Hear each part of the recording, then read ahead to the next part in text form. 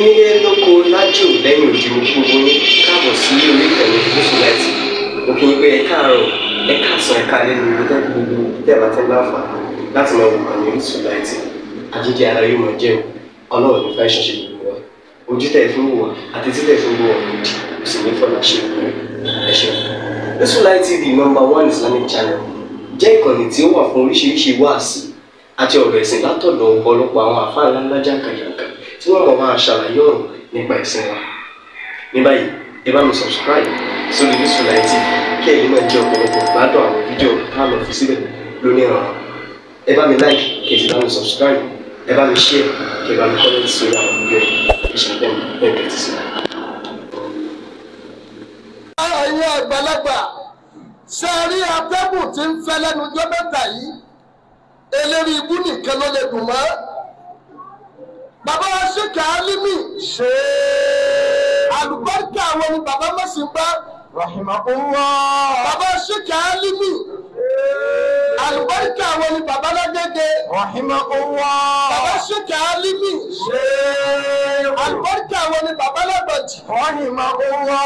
Mọ́sádà kọ́ tún fil Islam bainakum wa antum ya ibadallahi ikhwan. Mādhā taqātum fil Islam bainakum wa antum ya ibadallahi ikhwan. Àrí bàbá ṣe jókòó yìí, ìjókòó Sheikh Alimi ní pé ká ṣọ̀kan. Àní kíbúlà méjì tójú lé Sheikh Alimi lọ, àní ọ̀gá méjì tójú lé Sheikh Alimi lọ, àláfàgbà méjì tójú Sheikh Alimi lọ. Mādhā taqātum fil Islāmi bainakum. Adákun àwọn tí wọ́n wá jẹ́ àlùbáríkà Sheikh Alimi kí ló dé tá a fẹ́ dájú ìjà kọra wa? Ẹ jẹ́ rántí pé ọjọ́ tí Ìlọrin ń bẹ lánàá àwọn nǹkan ń bẹ tí wọ́n gbà fún Ìlọrin. Àwa fi ìjẹ́wòlíì àti kàrámà àwọn àgbàlagbà àfi dọ̀gálé wọlé rí. Àwọn tí wọ́n wá gbà yìí ṣe mọ̀ yìí pé bí wọ́n bá lè dá wa mú wọ́n mọ̀ fàpájánú. Mādhā taqātum fil Islāmi bainakum. Bára lórí bá dọ̀gá, bára lórí bá da, bí lórí bá da wòlíì tó ga ní kàrámà àwọn tá a jọ̀gá lé lórí ẹ mẹ́jà gbà pé dojoojúmọ́ ni wọ́n ń tọrọ kábàṣọ̀kan. Wa antum ya ibadallahi ikhwan. Kí ló ń ṣe ọ́ àti ọ̀rọ̀ tó rí bẹ́ẹ̀ àti ọ̀rọ̀ tí ò rí bẹ́ẹ̀? Bàbá wa Wasirul Markaz Adamallahu hayatahu. Bàbá pè wọ́n á ní Sheikh Adamu Al-Fulani. Bàbá wọn bá tòní náà á fi Fúlàní náà kó kọ wọn. Mādhā taqātum bayna an-nāsi bainakum. Ìjókòó yẹn àgbàlagbà ní bọ́rọ̀ bá ṣẹlẹ̀ kó tó lè dá sọ́rọ̀. Àmọ́ wádìí ọ̀rọ̀ ni ọlọ́run iye ẹni tó ti ṣe rí ibú bí ọ̀rọ̀ ọlọ́rọ̀. Mādhā taqātum. Ẹlòmíín ṣàpọ̀ ibé wọ́n ní wọ́n sọ báyìí. Àwọn apè Sheikh Yahya Fulani ṣé ń tòótọ́ lẹ́bú bàbá wa ọba Ìlọrin wọ́n ní kí ní í ṣàwọn ta làwọn ń mú ọkọ rẹ̀ kí tí ò bá ṣe bàbá wa Sheikh Alimi. Mādhā taqātum fil Islāmi bainakum. Àwọn òtó bẹ́ẹ̀ mẹ́tàlá àwọn òtó bẹ́ẹ̀ àwọn oníjẹkújẹ làwọn ń bá wípé kẹ́ ẹ ṣe pẹ̀lẹ́pẹ̀lẹ́. Bàbá wa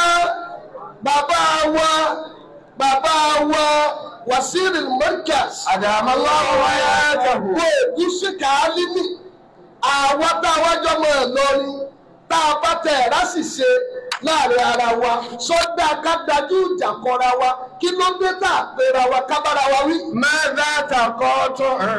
Àti Markazi àti Adabi àti Sùmùrà gbogbo wa ọ̀nà Sheikh Alimi náà. Wa antum ya ibadallahi ikhwan. Orí àwọn àgbàlagbà ilé àwọn àgbàlagbà láwà yìí ilé àfáàgbà àtẹ́rẹ́ kí ni ṣe wádà lọ́sọ̀kan ká ṣọ̀kan lóhùn ká ṣọ̀kan láníyàn ká ṣọ̀kan nírìn káwá jọ máa gbé ògo Sheikh Alimi ká máa gbé káàkiri ayé. وأنتم يا عباد الله إخوان. gbogbo ẹni tó bá ti dájú kọlé Sheikh Alimi ìgbẹ́rẹ́ Sheikh Alimi lọ́kàn tó wọ́n bàjá wọ́n bá láàárọ̀ kò ní lálẹ́. وأنتم يا عباد الله إخوان.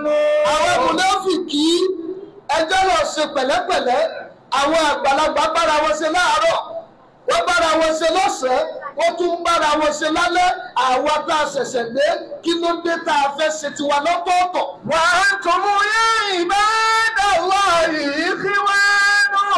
ọyọ kó títì wá bàbá wa yòrè Facebook tá a ti ń bára wa jà kìí ṣe Facebook lọ́rin nìkan o kìí ṣe Facebook Ìlọrin nìkan ọmọ Ìlọrin bá kọjú síra wọn gbogbo àgbáyé ni wọ́n wò díẹ̀ nìkọ̀ọ̀kan wa. ماذا تقاتل. kí ló ṣe wọ́n tá a fẹ́ lọ péra wa yẹ́lẹyẹ̀lẹ. ماذا تقاتل. kí ló ṣe wọ́n tá a fẹ́ ṣọ̀kan. ماذا تقاتل. kí ló ṣe wọ́n tá a ń bára wa jà. ماذا تقاتل. kí ló ṣe wọ́n tá a gbọ́wọ́ ara wa. ماذا تقاتل. gbogbo wa yìí. في الإسلام بينكم وأنتم يا عباد الله إخوان. ọmọ ìyá ni wá ọlọ́run kọ́ wọlé Sheikh Alimi. وقال